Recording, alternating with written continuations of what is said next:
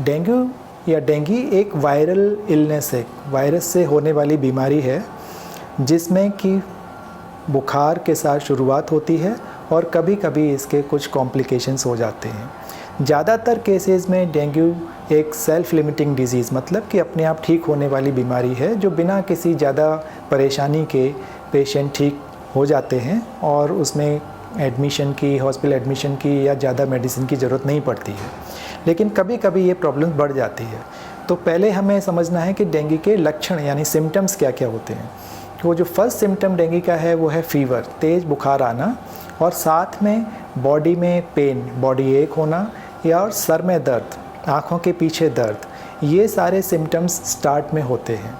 और फिर उसके बाद कभी कभी वॉमिटिंग, पेट में दर्द, ये सारे सिम्टम्स आ जाते हैं।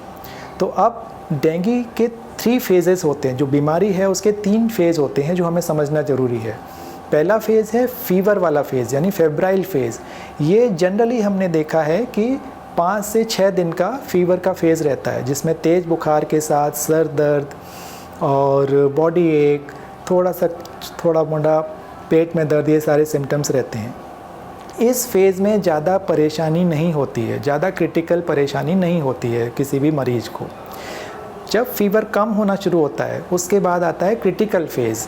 उसको ये 2 से 3 दिन का क्रिटिकल फेज़ रहता है। तो उस टाइम पे ही ज़्यादा कॉम्प्लिकेशंस आते हैं। तो यानी कि फ़ीवर कम होना जब शुरू होता है इसके बाद का जो फेज़ है उसको क्रिटिकल फेज़ कहते हैं। ये 2 से 3 दिन का जनरली होता है।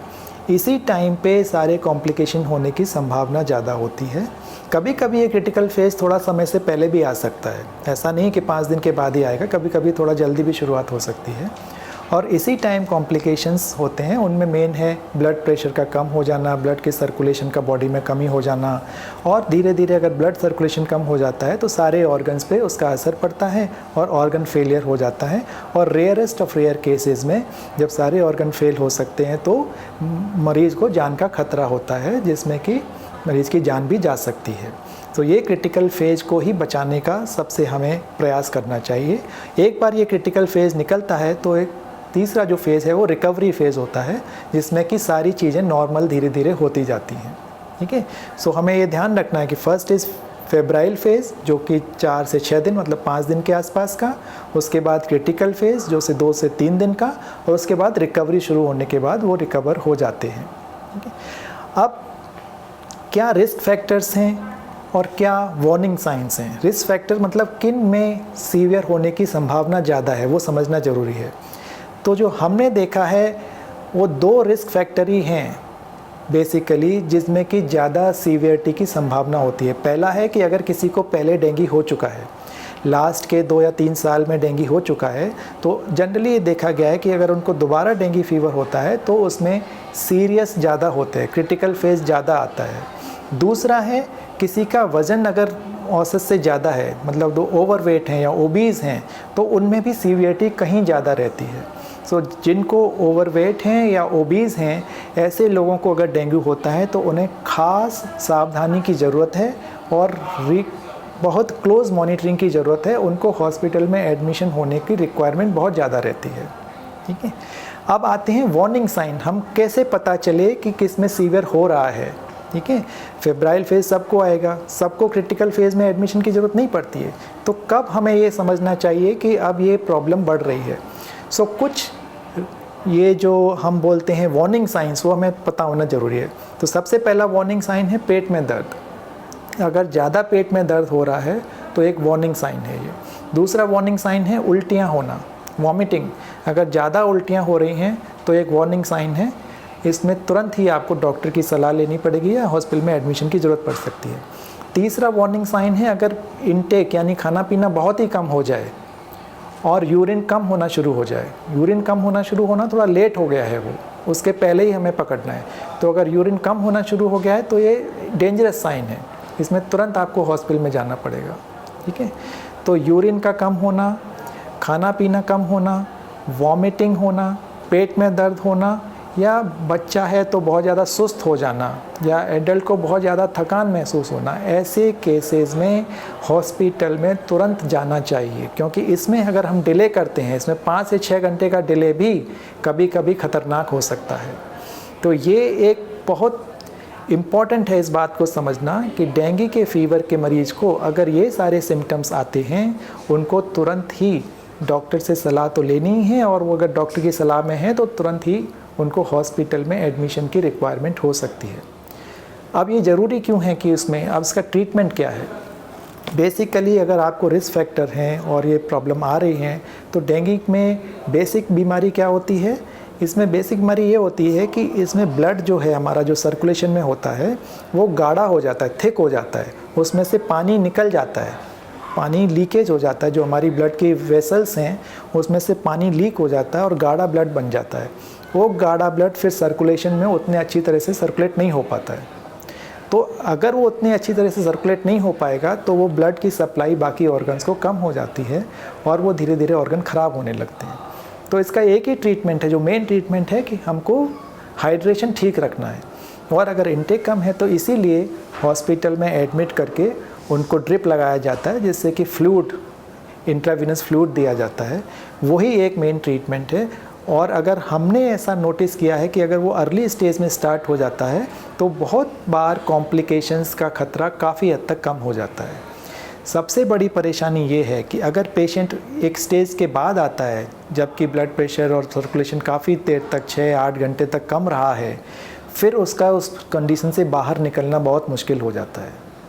तो डेंगू एक डेंजरस बीमारी है, अनप्रिडिक्टेबली प्रिडिक्टेबल भी है।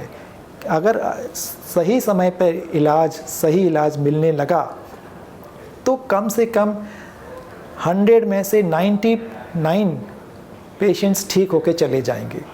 और अगर सही समय पर सही इलाज ना मिला और लेट हो गया तो कॉम्प्लिकेशन की रेट बहुत बढ़ जाती है। तो इसके लिए ये बहुत ज़रूरी है कि हम ये पता रखें और सही समय पे डॉक्टर की सलाह या मेडिकल ट्रीटमेंट लें। अब आप एक भ्रांति जो सबसे बड़ी फैली है जिसके बारे में बात करना चाहता हूँ, वो प्लेटलेट लेवल्स। तो जनरली डेंगू के मरीज़ को क्या लगता है कि प्लेटलेट्स कितने हैं, उनका फर्स्ट क्वेश्चन यही होता है कि प्लेटलेट्स कितने हैं। ये बात हमको समझना बहुत ज़रूरी है कि डेंगू की बीमारी की सीवियरिटी का प्लेटलेट के नंबर से कोई लेना देना नहीं है। अब ये इतना मिसकंसेप्शन है हम सबको कि अगर किसी का प्लेटलेट काउंट 2 लाख है या 1.5 लाख है, उनको लगता है सब कुछ ठीक है। ऐसा नहीं है। प्लेटलेट काउंट्स अगर 20,000 है तो भी मरीज़ ठीक हो सकता है, और प्लेटलेट काउंट्स अगर 2 लाख है तो भी मरीज़ सीवियर हो सकता है। प्लेटलेट काउंट्स का सीवियरिटी से कोई लेना देना नहीं है। जो इम्पॉर्टेंट चीज़ है जो ब्लड की टेस्ट में हम नोटिस करते हैं या मॉनिटर करते हैं वो है हीमोग्लोबिन लेवल या हीमेटोक्रिट, सामान्य भाषा में हीमोग्लोबिन। अगर हीमोग्लोबिन बढ़ रहा है मतलब खून ज़्यादा गाढ़ा हो रहा है, मतलब कि परेशानी ज़्यादा है। हीमोग्लोबिन अगर किसी का पहले दिन 10 है और अगले दिन 15 हो गया मतलब कि सीवियरिटी हो गई है। प्लेटलेट्स का उससे कोई लेना देना नहीं है। सो वो बहुत ज़रूरी है मॉनिटर करना। तो इसके लिए प्लेटलेट्स की दवाइयाँ लेना, ये आजकल बहुत सी चीज़ें मिलने लगी हैं कि बकरी का दूध या कीवी, इन सब से कुछ फ़ायदा होता नहीं, और ना ही प्लेटलेट्स के कम होने से कोई मरीज़ को नुकसान होता है। प्लेटलेट्स जब तक 10,000 के ऊपर हैं उनमें प्लेटलेट्स ट्रांसफ्यूजन करने की या प्लेटलेट्स चढ़ाने की कोई ज़रूरत भी नहीं है डेंगू के मरीज़ को, अगर कोई उनको ब्लीडिंग नहीं हो रही है या कोई और सीवियर कॉम्प्लिकेशन नहीं है। तो ये भी समझना बहुत ज़रूरी है कि हम अननेसेसरीली ही किसी नॉर्मल पेशेंट को प्लेटलेट्स चढ़वाने की जिद ना करें। कई बार लोग जिद करते हैं कि प्लेटलेट कम हो गया है, प्लेटलेट चढ़ा दीजिए। उसकी ज़रूरत नहीं है, वो फ़ायदे से ज़्यादा नुकसान ही करता है। तो ये समझना भी हमारे लिए बहुत ज़रूरी है। एक बार जब ये कॉम्प्लिकेटेड फेज़ निकल जाता है तो फिर रिकवरी शुरू हो जाती है। रिकवरी शुरू होते टाइम कई बार आपको लगेगा कि इचिंग चालू हो गया है, खुजली आने लगती है, तो वो जनरली रिकवरी का एक साइन ही होता है। बाकी फिर यूरिन बढ़ने लगता है, जो स्वेलिंग बॉडी में आ गई है वो धीरे धीरे निकलने लगती है, एपेटाइट इम्प्रूव होने लगती है, खाना पीने का मन करने लगता है, और धीरे धीरे जो बॉडी में दर्द वगैरह है वो धीरे धीरे कम हो जाता है, और फिर वो जनरली 5 से 7 दिन में नॉर्मल अवस्था में आ जाते हैं। तो मेरा पर्पज़ आज का ये आपसे बात करने का और ये शेयर करने का यही है कि डेंगू के बारे में जो भ्रांतियाँ हैं उनको हम दूर करें, कब ज़रूरत है ट्रीटमेंट की उसको हम पहचानें, और राइट टाइम पे राइट ट्रीटमेंट लेने, जिससे कि कॉम्प्लिकेशन को काफ़ी हद तक ख़त्म किया जा सके या उससे बचा जा सके। Thank you very much.